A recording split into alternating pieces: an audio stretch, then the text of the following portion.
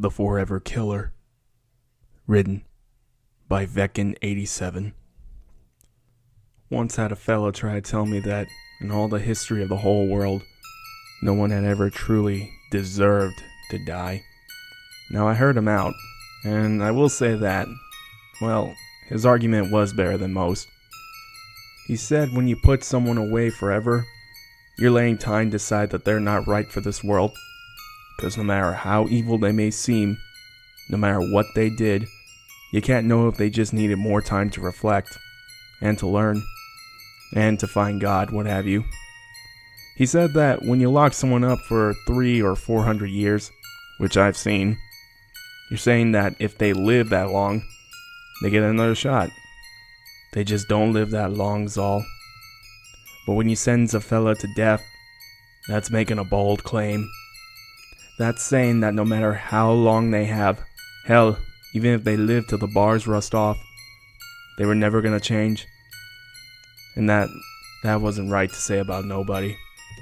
Now that's a damn fine argument, and I would have agreed with him, I think, if I hadn't gone toe to toe with the Forever Killer. You may not know his name, on account of he had so many of them, but you'll know the cases, even if you didn't know to string them together.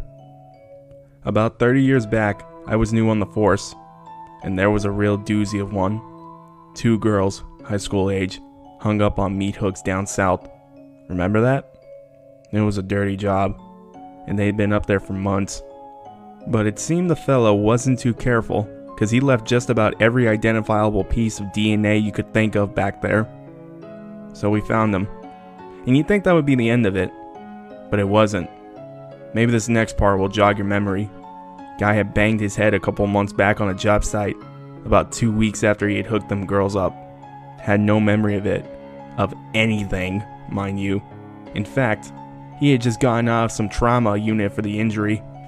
Turns out he had complete, and this is rare, rarer than it is in the movies, he had complete retrograde amnesia, if I'm copying that right. He was fine for the most part. Turns out he just hit his head exactly in the one spot that would do it. Now, you're gonna call sham, and we did, but I'll tell you, I'm a man of science myself, even when I don't understand it, and these gizmos we got now. Can't doubt him. We ran all kinds of tests on him, took all kinds of pictures of his brain, checked his pupils when we showed him the pictures. Every new piece of lie-proof machinery we had at the time we threw at him, and there you had it. He was telling the truth. Oh, it was a case, alright. And it blew up. Not everywhere, but most places. And in the end, after he broken down in the courtroom apologizing, saying he couldn't believe that man he was had ever done such a thing, they had to let him go. Killer was dead, the judge ruled. Killed by fiberglass. And this fella here was just taking his body for a spin. Oh, the look on those girls' mothers' faces. I tell ya, I ain't never seen anything like it since. Whatever our thoughts on the matter though, it's one of those things so bizarre you had to accept it. Strange things happen all the time. Not twice though. Not the same strange thing. Not to the same fella. That's when it heated up, because about 2 years later, there was that boy they found in the warehouse. The one who had been chopped to hell, and I won't go any further than that. And as it turns out, you can change your brain, but not your blood. And once again, he left us plenty of evidence, and we found him again. And what do you know? He knew nothing of it. Again. This time it was a car accident a few weeks prior. Totally wiped it all. Like when a computer falls in the tub. Same damn part of the brain. Exactly. He's a new man now, all that. Same tests show the same thing. And different people run them. Didn't matter. He'd left the hospital days prior and had just been trying to start a new life, he reckoned. Knew nothing about some little boy, and certainly nothing about who he had been before. Oh, that gave him a right scare. So yeah, he went to court, and yeah, you guessed it, it was a fast trial. They'd already set the standard, hadn't they? On the same fella. Because if they let the first guy off on the count of his amnesia, then they had to let the second guy off too. Even when the first amnesia guy didn't they? Wasn't the whole point that they weren't the same person? Granted, this obviously opened up a whole can of worms on evil blood and the like, and beneath it all, that's still there to unpack.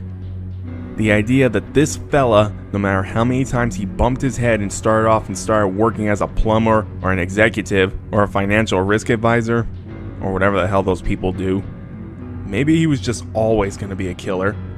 That was a fair question. And there seemed to be something to it, because when you know it, it happened not once, but 2 more times in the next 10 years. I was a rookie the first time I booked him, and I was taking the sergeant's test the next time we had any real breakthroughs on it. And oh, was it a game changer. Now obviously after time number 2, he had a little more restrictions on him. And granted, he fought them every time, and always won on the count of we was harassing him, when he didn't know why. But my squad, we checked in every once in a while, best we could, given the distance we needed to keep. And eventually, after murder and head knock number 5, we found it. Found his, I don't know what you call it, his manifesto. I tell ya, I didn't understand a lot of it, but what I did understand was some of the most demented stuff I'd ever read. It was like all the highbrow Ivy League misery in the world had crammed itself into 200 pages in press print. It gave details on all of it, even the first crime, which we think now was 2 retrograde amnesias before them girls. He'd been some student brain surgeon, we think. Go figure. And he had chapters and chapters on philosophy and change and karma and evil and chaos and apex predators and God, and a section on the Egyptian pharaohs, and I think a few pages on the invention of the battery. And if you can get through it yourself, you've damn sure got a better attention span than me. But the last section, the last 20 pages or so, it was instructions. Instructions on how to kill, how to bump his head, and of course, how to print the book and hide it somewhere where he was sure the next fella would find it. There you have it. Son of a bitch was brainwashing himself. Hell, from what we could decipher of that manual of his, he'd even wanted us to catch him each time, and we just hadn't always done our jobs right. But the instructions even said to leave the mess. We were trapped in his cycle. Kill, hide the book, bump the head, wake up a new man. For real. Stumble upon the book, kill, rinse, repeat. And we knew it wasn't just one book. He was printing a couple and hiding them all over. That was the thing. He knew himself. Even his next self. Must have known what his favorite foods would be or whatever. Knew where to hide it. Knew exactly how to write it to make that first page dig its hooks in. And even with all that, you think we could lock him up. But you know what? Don't work that way. A man is innocent until he's not. And you know what? I agree with that. I do. So even though we knew he'd hidden these books everywhere and was just lying in wait, we let him off the leash, like we always had. Same song and dance. Let him run off and be the new man with the new life, all according to the old man's plan. He had us on the ropes, I'll admit it. But this deputy chief of police here don't let that kind of business slide. That's not me. So I got some trustworthy boys from the old squad together, and we waited and we watched. Oh, we watched a long time. And we knew we weren't gonna ever know him better than he knew himself. But we learned about the next best thing. We learned about the new him. The most recent one. Saw him hit the same coffee shop every morning. Lovely place. Nice big windows. And one night, we went into the evidence locker, and we found one of his books of bedtime stories. And we put it there at his favorite table. And sure enough, he found it. That very next morning.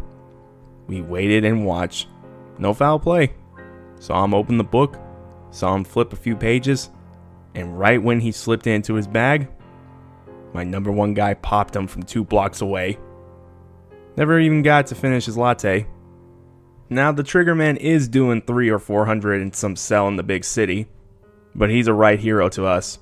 And we make sure he's taken care of.